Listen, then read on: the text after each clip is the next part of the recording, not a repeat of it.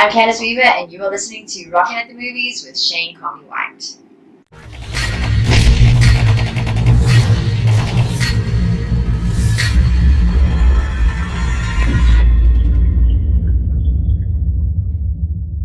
Hello and welcome, my name is Shane Comley-White and you're with me at Rocking at the Movie, and today we have a guest in the studio, a brand new studio, which I'll explain just now, and it is Candice Weber.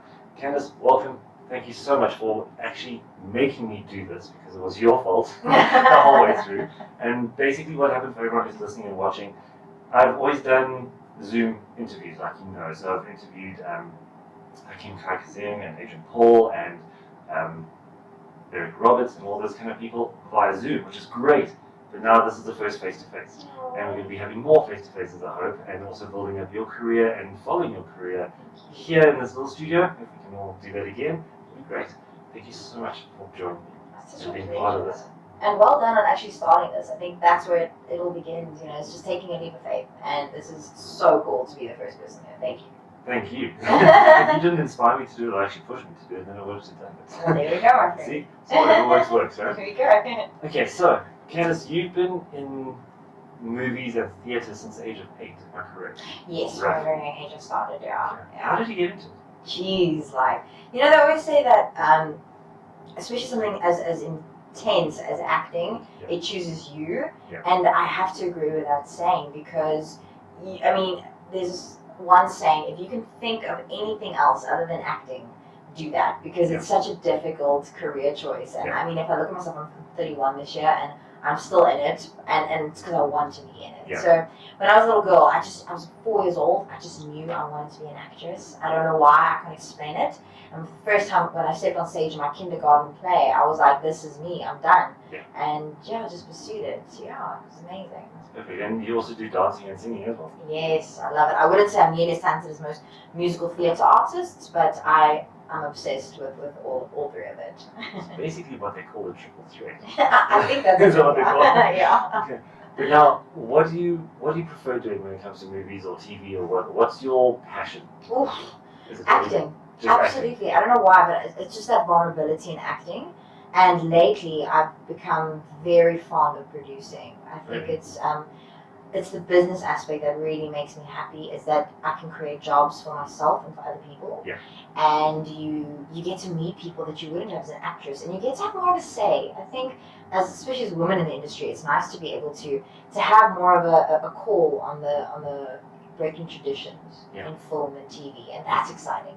So how do you feel when you are dealing with different movies and stuff that you've been on, and you look at the producers and say, I could do better than that, or the directors, you know, could you do that? Well, I mustn't ever be as arrogant as to think I could do better than, especially people that have had a lot more experience than I have. Yeah. I think when it comes to narrative producing, I've had a lot of experience in production managing. Yeah. But when it comes to television, that's been like something I've really grown fond of in terms of what they call AFPs, or advertising funded programs. So it's completely different. But yeah, I would never look at a director and go, I can do better than you. You always learn from people. That's the thing. You always learn what not to do, and you take it that way, and you make it better, or you make it your own, which is nice. Well, I've done that with the martial arts. So the previous instruction that I had many years ago. Yeah.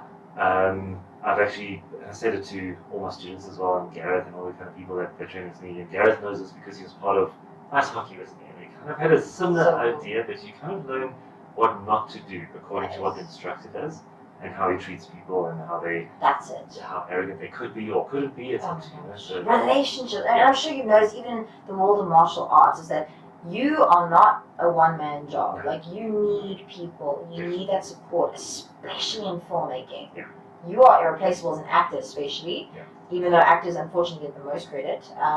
Your people, like your crew, your camera people, your lighting, it's a full of project. It's not just one person. Absolutely, it's a team effort. And I think that's where the negative side of TV or movie industry actually comes in. We were in a movie together. I made you beat up everybody, which is awesome. Yeah, you made me look so much cooler than what I am in real life, so thank you for that. Lies, absolute lies, because you actually pulled off all the fights absolutely incredibly well. And I must say, I've taught a lot of people.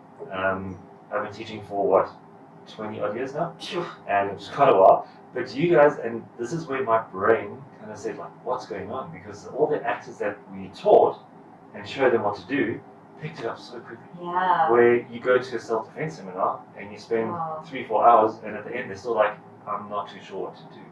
So I think there's a different mindset. Absolutely. Do you go to training to actually learn things quicker? Or like memory training, or? I think it's just part of the job because our nature is so it's freelance, so it's project to project, so you have to be adaptable. And if there's one thing as producers has also taught me is that if you don't adapt, you're not going to be able to succeed. And it's exactly the same with martial arts, I think. I mean, I'm humbled when I walked in there and I saw what you guys do and how quickly you guys teach things. I was like, I have a lot of brushing up to do. Well, the movie itself. Well, During the training process, yeah. I'm going to be honest, I was not prepared for that at all. That's the first Were movie I've any ever of us been. really prepared? Well, you've been on camera before. I've been on this kind of camera before, but I've never been in a movie. So we started a stunt team during COVID, just as like a bit of a hobby thing. Brilliant. Look at that. So Lady Gemma Wallace, she's in the UK, I interviewed her and she says, yeah, go and do it. Don't do it as an individual, do it as a team. So I'm like, brilliant. So, being pulled into this movie, I lost a lot of weight. Massive. Well, what weight do you have to lose? You're so skinny. My big toe. But, it's there. It's right on there. But no, I lost 12 kgs. That's Out of incredible. stress. Out of stress. Stress. But that's not healthy. No, it's not. But it's okay, I'm building up again, it's all good. But the thing is, what happened was I was brought on. Patrick said to me, Patrick Garcia is the director. He said to me, take over this movie, okay, as a stunt coordinator. I'm like, I can't do that, I've never done it in my life. So he goes, you could have fooled me, buddy. thank you. Not on the first episode. No, it's not about me, this is about you. This is your show. Okay.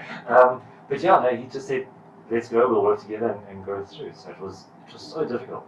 But if I didn't have all the guys on the team as on call as I needed them to be there, then I don't think I would have been able to do it. So that's going back to, you need your team, definitely. Absolutely. But yeah, so I've always enjoyed physical theatre. It was one of my majors at varsity, so I did stage combat as one of the modules there as well. Oh, nice.